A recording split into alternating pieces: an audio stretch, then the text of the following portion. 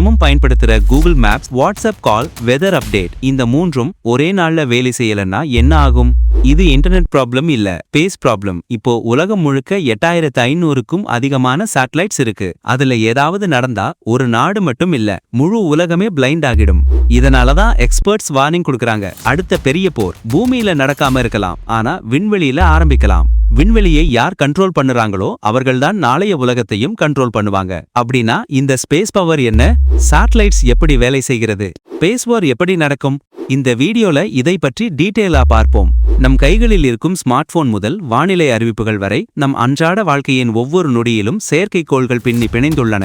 ஆனால் இந்த அமைதியான விண்வெளியில் அடுத்த உலக போருக்கான களம் தயாராகி வருவதாக நிபுணர்கள் எச்சரிக்கிறார்கள். விண்வெளி போர் என்பது வெறும் அறிவியல் புனைகதையா அல்லது ஒரு கசப்பான உண்மையா? விண்வெளி என்பது வெறும் ஆராய்ச்சிக்கான இடம் மட்டுமல்ல, அது ஒரு நாட்டின் பாதுகாப்பு, பொருளாதாரம், அன்றாட வாழ்க்கை என அனைத்தையும் தீர்மானிக்கும் ஒரு மூலோபாய களமாக மாறிவிட்டது. செயற்கைக்கோள்கள் இல்லாமல் நவீன உலகம் ஒரு நொடி கூட இயங்க முடியாது என்ற நிலை உருவாகிவிட்டது. இந்த விண்வெளி சக்தியை யார் கட்டுப்படுத்துகிறார்களோ அவர்களே உலகின் எதிர்காலத்தை நிர்ணயிப்பார்கள் என்ற கருத்து வலுப்பெற்று வருகிறது. 1957ஆம் ஆண்டு சோவியத் யூனியன் ஸ்புட்னிக் 1 விண்கலத்தை விண்ணில் ஏவியதிலிருந்து விண்வெளி மனிதகுலத்தின் ஒரு புதிய எல்லையாகவும் ஒரு மூலோபாய முக்கியத்துவம் வாய்ந்த களமாகவும் உருவெடுத்துள்ளது. உலகளாவிய விண்வெளி பொருளாதாரத்தின் மதிப்பு தற்போது சுமார் 469 பில்லியன் அமெரிக்க டாலர்களாக மதிப்பிடப்பட்டுள்ளது. இது 2030ஆம் ஆண்டிற்குள் $1 டிரில்லியன் எட்டும் என எதிர்பார்க்கப்படுகிறது. இது விண்வெளியின் பொருளாதார முக்கியத்துவத்தை எடுத்துக்காட்டுகிறது. இந்த விண்வெளி தொழில்நுட்பத்தின் அடிப்படை பூமியை சுற்றி வரும் செயற்கைக்கோள்கள்தான். இவை வெவ்வேறு உயரங்களில் வெவ்வேறு நோக்கங்களுக்காக செயல்படுகின்றன.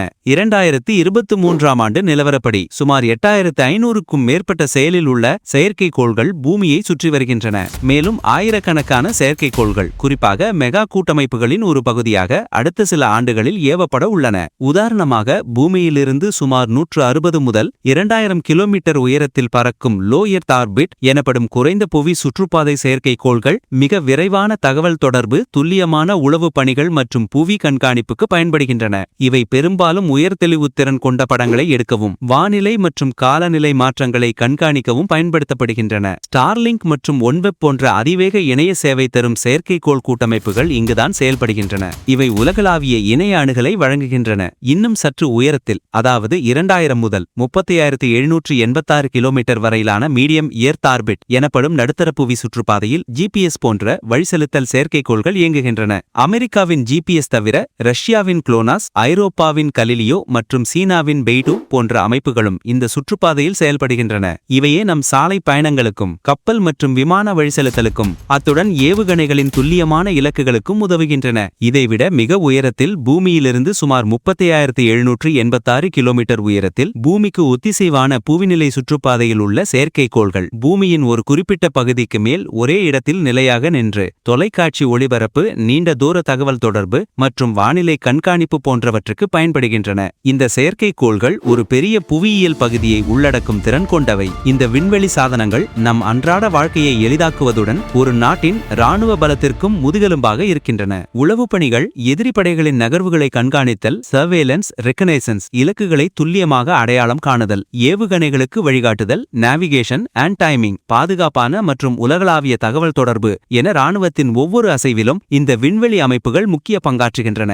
உதாரணமாக, 1991ஆம் ஆண்டு வளைகுடா போரில் அமெரிக்க படைகள் ஜிபிஎஸ் தொழில்நுட்பத்தை விரிவாக பயன்படுத்தியதன் மூலம் அதன் இராணுவ நடவடிக்கைகளில் குறிப்பிடத்தக்க முன்னேற்றத்தை அடைந்தது. ஒரு நாட்டின் விண்வெளி திறனை அதன் செயற்கைக்கோள்களின் எண்ணிக்கை, அவற்றின் தொழில்நுட்ப தரம், அவற்றை இயக்கும் திறன் மற்றும் விண்வெளி சூழ்நிலை விழிப்புணர்வு ஆகியவற்றை கொண்டே அளவிடுகிறார்கள். ஆனால் இந்த விண்வெளி போரில் ஒரு செயற்கைக்கோளை தாக்கும்போது அது ஏற்படுத்தும் விளைவுகள் வெறும் ஒரு நாட்டின் சொத்துக்கு மட்டும்தானா, அல்லது ஒட்டுமொத்த விண்வெளி சூழலையும் அது பாதித்து மனிதகுலத்தின் எதிர்கால விண்வெளி பயணத்தையே கேள்விக்குறியாக்குமா? இந்த விண்வெளி சாதனங்களை அழிக்கும் அல்லது செயலிழக்கச் செய்யும் ஆன்டி சேட்டலைட் வெப்பன்ஸ் எனப்படும் செயற்கைக்கோள் எதிர்ப்பு ஆயுதங்கள் ஒரு பெரிய அச்சுறுத்தல் ஆகும். இந்த ஆயுதங்களின் வளர்ச்சி 1960களில் பனிப்போர் காலத்திலேயே அமெரிக்கா மற்றும் மற்றும் சோவியத் யூனியன் இடையே தொடங்கியது. இவை பல வடிவங்களில் வரலாம். கைனடிக் கில் ஆயுதங்கள். இவை ஒரு செயற்கைக்கோளை நேரடியாக தாக்கி அழிக்கும் திறன் கொண்டவை. டைரக்ட் அசென்ட் ஏஎஸ்ஏடிகள். பூமியிலிருந்து ஏவப்படும் ஏவுகணைகள் நேரடியாக இலக்கு செயற்கைக்கோளை தாக்கும். 2007ஆம் ஆண்டு சீனா ஒரு பழைய வானிலை செயற்கைக்கோளை தாக்கி அழித்தபோது ஆயிரக்கணக்கான விண்வெளி குப்பைகள் உருவானது இதற்கு ஒரு முக்கிய உதாரணம். இந்த சோதனையால் மட்டும் சுமார் 3000க்கும் மேற்பட்ட கண்காணிக்கக்கூடிய குப்பைகள் உருவாகின. 2008ஆம் ஆண்டு அமெரிக்காவும் 2019ஆம் ஆண்டு இந்தியாவும் 2021ஆம் ஆண்டு ரஷ்யாவும் இதேபோன்ற சோதனைகளை நடத்தி விண்வெளியில் தங்கள் திறனை வெளிப்படுத்தின. ஆர்பிட்டல் ஏஎஸ்ஏடிஎஸ் இவை இலக்கு செயற்கைக்கோளின் சுற்றுப்பாதையில் நுழையும் திறன் கொண்ட மற்றொரு செயற்கைக்கோளாகும். அது இலக்குடன் மோதி அல்லது வெடித்து அதை அழிக்கும். எலக்ட்ரானிக் போர் முறைகள். சிக்னல்களை ஜாம் செய்து தகவல் தொடர்பை தடுக்கும் அல்லது தவறான சிக்னல்களை அனுப்பும் முறைகள். இதன் மூலம் எதிரி நாட்டின் தகவல் தொடர்பு அமைப்பை முடக்கிவிட முடியும். குறிப்பாக ஜிபிஎஸ் சிக்னல்களை ஜாம் செய்வது ராணுவ நடவடிக்கைகளுக்கு பெரும் பாதிப்பை ஏற்படுத்தும். சைபர் தாக்குதல்கள். ஒரு செயற்கைக்கோளின் கட்டுப்பாட்டு அமைப்புகளை ஊடுருவி அதன் செயல்பாடுகளை முடக்குவது அல்லது திசை திருப்புவது ஆகும். இது செயற்கைக்கோளின் தரவுகளை திருடவும் அல்லது தவறான தகவல்களை பரப்பவும் வழிவகுக்கும். Directed energy weapons. லேசர் போன்ற நேரடி ஆற்றல் ஆயுதங்கள் மூலம் ஒரு செயற்கைக்கோளின் சென்சார்களை குருடாக்குவது அல்லது அதன் எலக்ட்ரானிக் அமைப்புகளை சேதப்படுத்துவது மற்றும் உயர்சக்தி மைக்ரோவேவ் ஆயுதங்களும் இந்த வகையின் கீழ் வருகின்றன.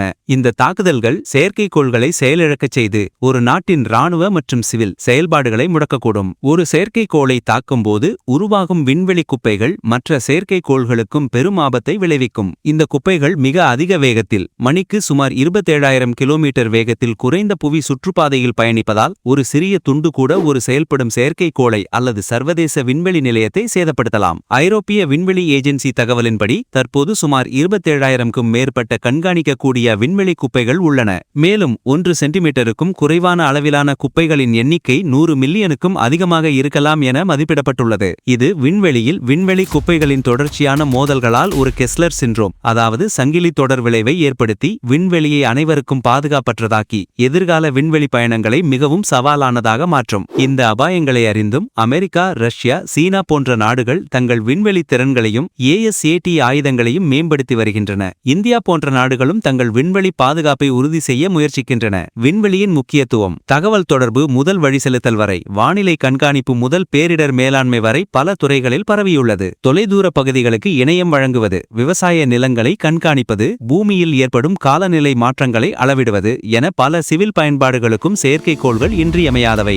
ஆனால் இவை அனைத்தும் இராணுவ பயன்பாடுகளுடனும் நெருங்கிய தொடர்பு கொண்டுள்ளன. உதாரணமாக ஜிபிஎஸ் சிக்னல்கள் நம் மொபைல் போன்களுக்கு வழிகாட்டுவதுடன் ஒரு ஏவுகணையை அதன் இலக்கை நோக்கி துல்லியமாக செலுத்துவதற்கும் உதவுகின்றன. விண்வெளி மனித குலத்தின் அடுத்த எல்லையாக கருதப்படுகிறது. அங்கேதான் அடுத்த தலைமுறை தொழில்நுட்பங்கள் உருவாகும், புதிய வளங்கள் கண்டறியப்படும். உதாரணமாக ஆஸ்ட்ராய்ட் மைனிங். ஆனால் இந்த முக்கியத்துவம் விண்வெளியை ஒரு போர்க்களமாக மாற்றும் அச்சுறுத்தலையும் கொண்டுள்ளது. விண்வெளி போரை தவிர்ப்பதற்கான சர்வதேச ஒப்பந்தங்களும் விதிகளும் இருந்தாலும் அவை இன்னும் முழுமையாக பலனளிக்கவில்லை. 1967ஆம் ஆண்டின் அவுட்டர் ஸ்பேஸ் ட்ரீட்டி அணு ஆயுதங்கள் அல்லது பேரழிவு ஆயுதங்களை விண்வெளியில் நிலைநிறுத்துவதை தடை செய்கிறது. ஆனால் வழக்கமான ஆயுதங்கள் அல்லது ஏஎஸ்ஏடி ஆயுதங்களை தடை செய்யவில்லை. 1979ஆம் ஆண்டின் மூன் அக்ரிமெண்ட் விண்வெளியின் இராணுவமயமாக்கலை மேலும் கட்டுப்படுத்த முயன்றது. ஆனால் முக்கிய விண்வெளி சக்திகளால் அது அங்கீகரிக்கப்படவில்லை. ஐக்கிய நாடுகள் சபையின் அமைதியான விண்வெளி பயன்பாடுகளுக்கான குழு போன்ற அமைப்புகள் விண்வெளி பாதுகாப்புக்கான வழிகாட்டுதல்களை உருவாக்க முயற்சித்தாலும் சரிபார்ப்பு வழிமுறைகளின் பற்றாக்குறை மற்றும் தேசிய நலன்களில் உள்ள வேறுபாடுகள் சவாலாக உள்ளன. ஒவ்வொரு நாடும் தங்கள் தேசிய நலன்களை பாதுகாக்க விண்வெளி திறன்களை வளர்த்து வருகின்றன. விண்வெளி போர் என்பது ஒரு நாடு மற்றொரு நாட்டின் செயற்கைக்கோள்களை தாக்குவது மட்டுமல்ல, அது பூமியில் உள்ள தகவல் தொடர்பு, போக்குவரத்து, மின்சார கட்டமைப்பு போன்ற அத்தியாவசிய சேவைகளையும் முடக்கி ஒட்டுமொத்த உலக பொருளாதாரத்தையும் சமூக அமைதியையும் சீர்குலைக்கும் ஆற்றல் கொண்டது. விண்வெளியில் ஒரு போர் வெடித்தால் அதன் விளைவுகள் பூமியில் கற்பனை செய்ய முடியாத பேரழிவை ஏற்படுத்தும். ஏனெனில் நவீன சமூகம் விண்வெளி உள்கட்டமைப்பை பெரிதும் சார்ந்துள்ளது. ஆகவே விண்வெளி என்பது மனிதகுலத்தின் எதிர்காலம். அது போர்க்களமாக மாறுவதை தடுப்பது சர்வதேச ஒத்துழைப்பு மற்றும் பொறுப்புள்ள விண்வெளி நடத்தை மூலம் மட்டுமே சாத்தியமாகும். நாம் தினமும் பயன்படுத்தும் இந்த தொழில்நுட்பம் விண்வெளியில் அமைதியாக வேலை செய்து கொண்டிருக்கிறது. பூமியை இணைக்கும் காணாத பாலமாக செயற்கைக்கோள்கள் தொடர்ந்து செயல்பட்டு வருகின்றன. இந்த அமைதியான விண்வெளி போர்க்களமாக மாறாமல் பாதுகாப்பது நமது அனைவரின் பொறுப்பு.